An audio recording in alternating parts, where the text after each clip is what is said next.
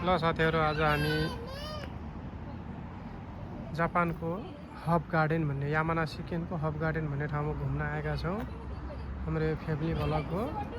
आशा छ हजुरहरुले मन पराइदिनु हुनेछ। हेर्नुस्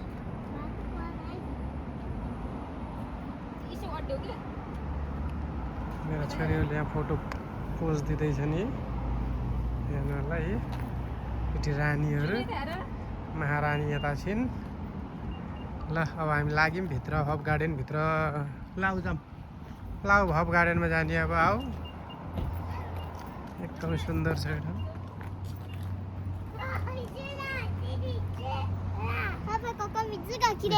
के भन्नु ल भन त तिमीले? मै खाइथे सोधा ने जुनु जुनुवा तिमीले के भन्नु छ जुनु? हाना तक्का हाना साइतेहरु लाइको ल ल अब हामी भित्र पसेको छौं है साथीहरु। हामीसँगै हिँड्नुस् आज हब गार्डन घुम्नलाई। ल हामी चाहिँ गेटमा आइपुग्यौं। यो चाहिँ गेट हो हब गार्डनको गेट हो। हेर्नुस् यस्तो किसिमले बनाइएको छ यसमा। यस्तो छ हेर्नु हब गार्डन हो।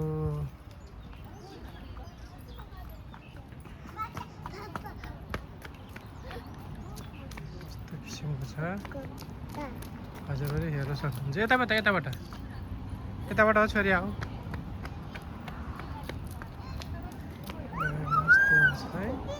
क्रिस्टल स्टोन हो क्रिस्टल स्टोन। ल हामी भित्र छिर्दैछौँ। हेर्न सक्नुहुनेछ। यतातिर चाहिँ सामानहरू हबबाट यहीँ उत्पादन गरिएको सामानहरू बेच्न राखेको छ यो बिल्डिङमा चाहिँ। अन्त हबहरूबाट यतातिर लाग्यौँ अब गार्डनतिर। आउनुहोस् हामी सँगसँगै जाउँ आज गार्डन घुम्न।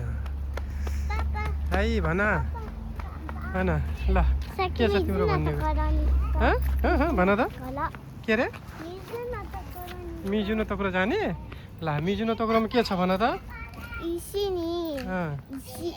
इसीमा के छ? अहिले आउँदाखेरि के जाउँ ल? अहिले घुम्न जाउँ हामी।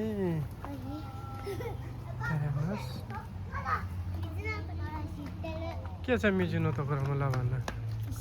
तपाईँ बस्न सक्छ। हेर्नुहोस् हब गार्डन यस्तो किसिमको फुलहरू रोप्यो।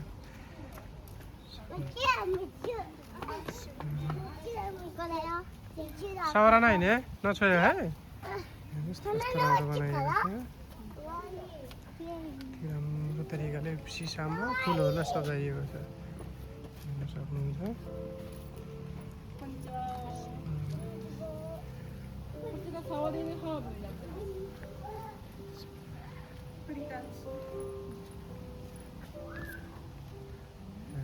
कति राम्रो फुलहरू रोपेको छ।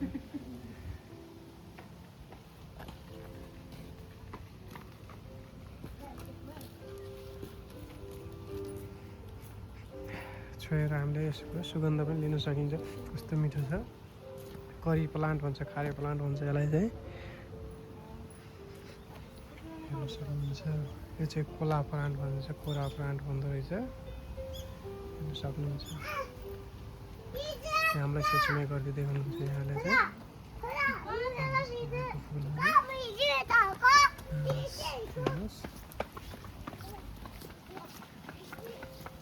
हेर्नुहोस् छोरी दौडिसक्यो अगाडि।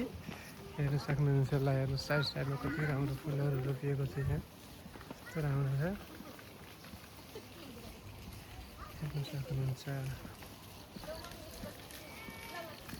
हेर्नुहोस् यो चाहिँ यामानासी-केनको खाओगुचीमा रहेको हब गार्डन हो।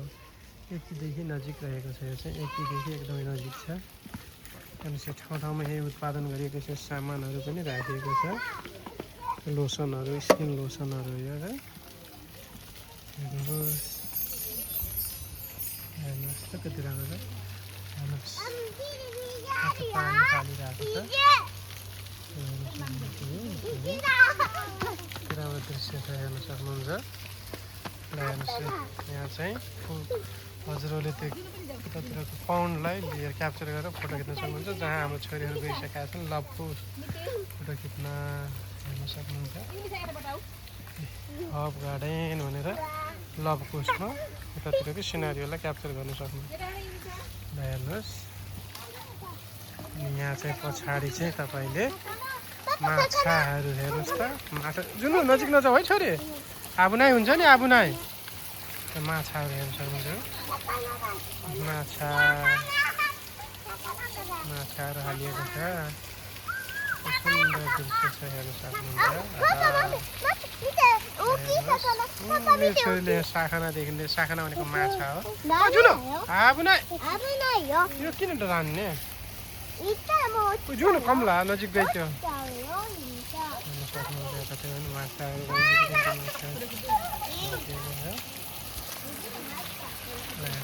सुन्दर छ।